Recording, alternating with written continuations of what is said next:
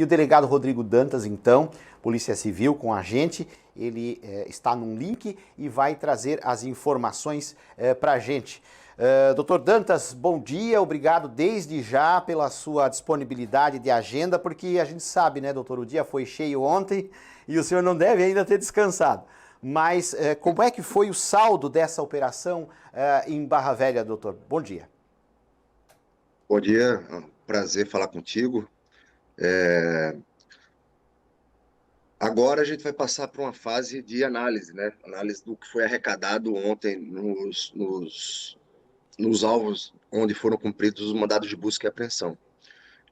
No primeiro momento, a impressão da equipe foi que o trabalho foi muito exitoso, muitos materiais importantes foram arrecadados e agora a gente passa aquele calor da operação e a gente tem que acalmar e apurar o olhar para ver exatamente o tamanho do problema que nós temos em mão e o quinhão de responsabilidade de cada um dos envolvidos. É basicamente isso que nos espera doravante. Doutor Rodrigo, é claro que há todo, o senhor falou o calor da operação, né? Há todo um cuidado para não identificação de eventuais envolvidos os suspeitos, há todo um cuidado com presunção de inocência, mas ao mesmo tempo em que vocês tiveram algumas surpresas, né, doutor, que foi encontrar, junto a um dos alvos desses mandados, encontrar as estufas, né, da maconha, né? O senhor não esperava essa situação, né? Não, isso aí foi um caso fortuito, né? Não tinha qualquer indicativo na investigação nesse sentido e a especialidade da nossa unidade também não é essa. Nós temos uma delegacia de repressão a entorpecente na DEIC, mas a quantidade de droga apreendida também não seria nada que levasse a competência à nossa diretoria, né? Certo. Foi realmente um caso inesperado, mas também não houve qualquer intercorrência ou prejuízo ao trabalho que nós viemos vendo, né? O delegado que estava à frente do local onde o mandado foi cumprido, um delegado extremamente qualificado, conduziu o suspeito para CPP de Itajaí e as providências legais foram tomadas. Doutor, no caso, o responsável aí o flagrado, né, com as estufas de maconha, ele estava num dos endereços do mandado de busca. Há uma ligação dele especificamente, se há, com o esquema ou não? Como diz o senhor, seguiu sendo mesmo fortuito? Não tem ligação. Na realidade, ele não era investigado. O investigado é sua companheira. Então, não foi realmente fortuito, absolutamente fortuito, esse encontro de droga em sua residência. Doutor, com relação aí, então, ao esquema inicialmente repassado que despertou a atenção do Tribunal de Contas do Estado, né? Essas investigações realmente iniciam no momento em que se vê que a empresa não teria estrutura para fazer a venda ou que teria um capital social muito pequeno para faturar o tanto que ela faturou no período apontado ali na investigação, ou seja, até 2020? Não. A investigação ela começa no momento em que o Tribunal de Contas do Estado recebe uma denúncia anônima. Opa! Tá? Uhum. O tribunal foi acionado, não vou saber de precisar, né? Anônima, quem foi o denunciante. E nessa denúncia ele aponta que essa cooperativa ela operava, ou trabalhava, atuava mascarando uma atuação de uma pessoa jurídica, tá? Além disso, também na denúncia apontava outras irregularidades por parte dessa cooperativa.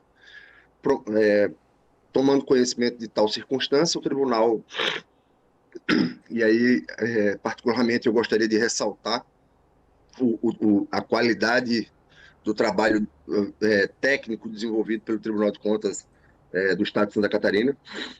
o tribunal ele elaborou um, um, um boletim, né, um relatório apontando todas as irregularidades, possíveis irregularidades referentes à atuação dessa cooperativa, pontuou, demonstrou, e dentre essas irregularidades estava essa questão do capital social, do valor movimentado, do valor recebido, é, da localização da cooperativa, que era no mesmo endereço físico de uma distribuidora de alimentos, dos vínculos familiares entre as pessoas envolvidas com essa cooperativa, com esse pessoal da distribuidora e com a rede de mercados, enfim, tem uma série de apontamentos técnicos relativo às possíveis irregularidades. Em posse desse material, a Polícia Civil instaurou um inquérito policial, haja vista as possíveis consequências penais atinentes às condutas verificadas pelo Tribunal de Contas, né? A Polícia Civil elaborou um relatório, a minha equipe de investigação, e aí, mais uma vez, eu faço questão de ressaltar uma equipe absolutamente qualificada, policiais comprometidos, zelosos com a nossa tarefa policial, elaboraram um relatório muito caprichado e complementando as informações prestadas pelo Tribunal de Contas, e através tanto do nosso relatório de investigação como o relatório do Tribunal de Contas, a Polícia Civil, através da Delegacia de Combate à Corrupção, recorreu ao Judiciário, né? E o que culminou com os 17 mandados de busca e apreensão, os quais foram cumpridos no dia de ontem. Doutor, é claro então que a polícia parte, né, e só vai a campo com todo esse embasamento técnico de conteúdo que vem, né, que surge do próprio tribunal, né? Porque aí você coloca toda uma estrutura ostensiva na rua justamente para cumprir os mandados a partir dessa certeza, justamente para preservar os princípios jurídicos e legais que têm que ser preservados, né, doutor? Não, além disso, a Polícia Civil não expede mandado, né? A gente pede o mandado ao Poder Judiciário, Sim. que aí passa por uma análise criteriosa do Ministério Público do Estado de Santa Catarina, que neste caso foi favorável, entendeu que a tese elaborada pelo Tribunal de Contas e pela Polícia Civil de Santa Catarina era uma tese sustentável, uma tese convincente, manifestou-se favoravelmente. Em seguida, o Poder Judiciário analisou todo o material elaborado e apresentado, analisou o parecer ministerial e entendeu por bem acatar o nosso pedido, né? Destaco também uma atuação célere, né, dos órgãos de justiça, o Ministério Público, o grande parceiro da Polícia Civil, e o Poder Judiciário isento, mas cumprindo seu mistério com louvor. Doutor Dantas, com relação aos outros municípios, claro, o maior número de mandados em Barra Velha, 12, tivemos um também em São João de Itaperiú, mas o senhor tem aí a ideia da participação, até onde foi a participação de outras cidades onde esses mandados foram cumpridos, elas também compravam dessa cooperativa, como é que era a extensão desse esquema que está sendo investigado? Olha, no primeiro momento o que eu posso te falar é o seguinte: foi constatado o recebimento de valores de outros municípios, né? Certo. Então, eu não posso te falar que existe irregularidade referentes a esses pagamentos. Isso aí é objeto da nossa investigação. Nós Claro. vamos nos debruçar sobre esses valores que foram pagos, sobre os produtos eventualmente fornecidos e verificar se há alguma irregularidade nessa questão, né? Entendo, O entendo. que nós destacamos é realmente essa discrepância, essa disparidade entre uma estrutura muito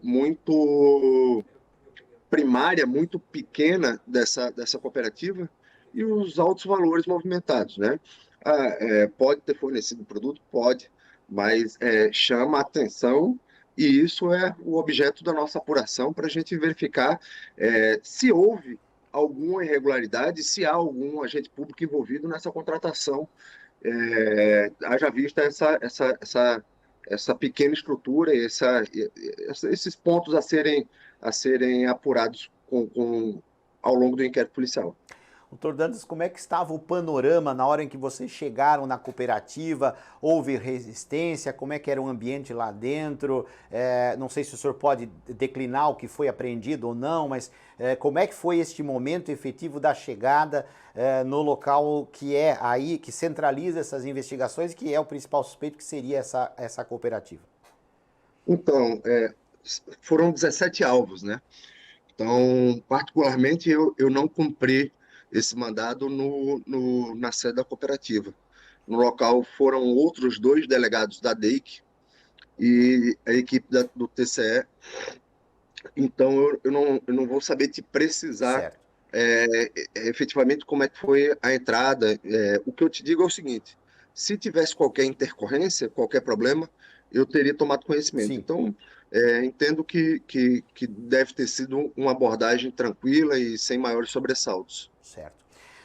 Doutor Dantas, aí, delegado da DEIC, falando sobre a operação triangular. Doutor, a partir de agora, recolhidos os objetos, os materiais, documentos, alvo da busca e apreensão, Prefeitura de Barra Velha, desse governo atual, se manifestou, dizendo que aguarda inquérito para também fornecer informações eventualmente necessárias à investigação. Mas qual é o encaminhamento agora, seja junto à DEIC, seja junto ao meio jurídico, doutor, e seja também junto à questão do próprio Tribunal de Contas? Como é que a coisa caminha agora, depois de efetuada e com sucesso a operação? Agora a- o passo seguinte é analisar o que foi arrecadado, né? Então, E foi bastante coisa, né, como doutor? Eu vi pelas cenas ali. foi bastante coisa. Foi um volume documental considerável, né? Então, essa análise é uma análise mais demorada, ela demanda uma cautela, demanda um cuidado, demanda um olhar apurado sobre tudo, porque às vezes uma folha de papel ela é determinante para a condução da investigação. Toda a nossa equipe vai se debruçar sobre esse material, sobre é, os outros equipamentos que foram arrecadados, e aí a gente vai analisar se o que tem é suficiente, se surge uma nova vertente da investigação, se surgem novos atores. Não tem como eu te prever qual será o encaminhamento de agora em diante. Agora a gente fica curioso, inclusive, para saber também até onde isso aí vai nos levar, né? Então, É a ponta do agora novelo, então, né, doutor? exatamente. Agora é muito trabalho, muita parcimônia enfim, como ontem em vários canais que a gente teve a oportunidade de falar, eu destaquei a atuação integrada, né? A Sim. operação triangular, ela é decorrente do triângulo, né? De três lados, que é o Ministério Público, a Polícia Civil e o Tribunal de Contas do Estado de Santa Catarina. Então, eu aproveito a oportunidade da sua programação com grande alcance, grande audiência, para mais uma vez ressaltar a importância dessa atuação integrada dos órgãos de controle e especialmente da importância da população denunciar Sim, eventuais irregularidades. sim. Existem hoje plataformas online aí de todos os órgãos de controle, seja da Polícia Civil, seja do TCE, seja do Ministério Público. Denuncie, né? Você, cidadão que não se conforma com a corrupção, não basta só a gente reclamar, a gente ficar discutindo em grupo do WhatsApp, isso aí não vai ter nenhum efeito prático. Efeito prático é o que essa pessoa fez aí, que é buscar um órgão, denunciar e o Estado tomar as providências que têm que ser tomadas em relação a eventuais irregularidades. E isso aí, doutor, é o exercício da cidadania, né? Perfeito, é exatamente É o isso. exercício dos Especialmente isso. direitos.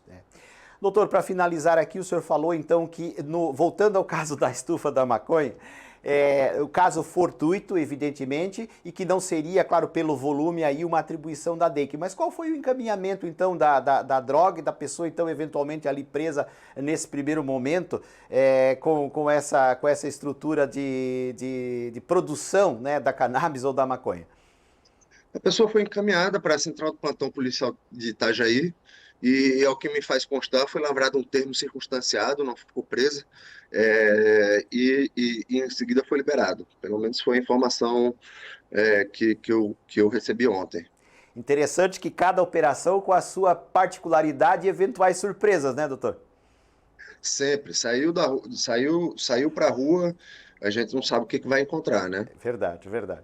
Doutor Dantas, a gente agradece a sua participação com a gente aqui, né, a disponibilidade da agenda, e aí eu até reforço o que o senhor falou, essa importância, aí daí o nome triangular, né, a importância da parceria, né, Ministério Público, Judiciário, Tribunal de Contas, Polícia Civil, para o efetivo combate à corrupção. Isso é para nós cidadãos, agora falando não na condição de jornalista, mas para nós cidadãos, precisamos realmente dessa integração de forças para a gente conseguir um dia superar os malfazejos, né, que a corrupção traz para todos nós, né, doutor?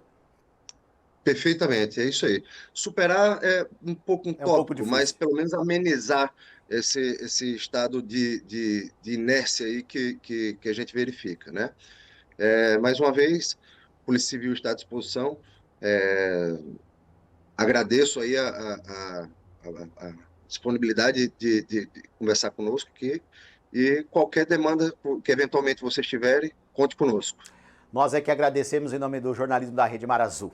Voltando aqui então, doutor Rodrigo Dantas, é importante falar aqui que o jornalismo da Rede Mar Azul ontem entrou em contato com representantes do governo de Barra Velha anterior, né, do governo que encerrou em 2020, buscando a versão eventual e a busca, se há interesse, de posicionamento dos responsáveis pela gestão anterior. Nós não tivemos retorno, né, e o espaço do jornalismo da Rede Mar Azul segue aberto para o posicionamento se o grupo da gestão anterior assim quiser, né? Não nos cabe aqui fazer o julgamento, nos cabe aqui fazer o jornalismo, né?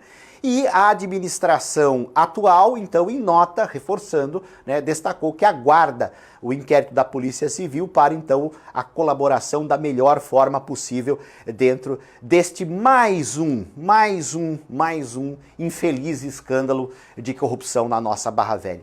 E eu quero aqui informar um bastidor que eu apurei ontem, tá? Apurei ontem e a gente aqui preserva o sigilo da fonte. Atenção, preservamos o sigilo da fonte, mas eu trago mais uma informação de bastidores. Houve resistência lá em 2018, quando foi retirado o fornecimento de produtos da agricultura familiar de Barra Velha, dos agricultores de Barra Velha, os produtores de Barra Velha resistiram à perda da possibilidade de venda dos seus próprios alimentos para esta cooperativa agora suspeita de toda essa situação. Fala-se aí num esquema de 9 milhões de reais, 3 milhões pagos só pelo município de Barra Velha e outros 6 aí no restante, outros 6 milhões de outras cidades que hipoteticamente participaram também dessa suposta transação, dessa suposta burla, né, ao processo licitatório, porque a ideia é essa, é uma fraude à licitação para sobrepreço dos alimentos. E eu conversei ontem com uma produtora rural de Barra Velha, repito, a gente mantém o sigilo, e ela disse assim, nós sentíamos que isso ia estourar. Por quê? Porque na época nós já vimos que algo de errado estava ali no âmbito de que nós fomos tirados. Nós, produtores de Barra Velha, fomos impedidos de vender a nossa produção para beneficiar uma, entre aspas, cooperativa, né? Aquilo que o doutor falou, né? Que a ação das autoridades da justiça cada vez mais elas avancem no sentido de sair do estado de inércia, palavras do próprio Dr. Dantas, na busca do combate a esse tipo de situação, que é muito, muito triste, né? Olha, gente, desviar alimento, gente, desviar cesta básica, período de pandemia. Esses dias um menino de 11 anos de idade ligou para a polícia, em Goiás ou Minas, pedindo para a polícia porque ele estava com 4 irmãozinhos e a mãe com fome em casa. E essa gente vem fazer esse tipo de coisa, olha, isso desanima.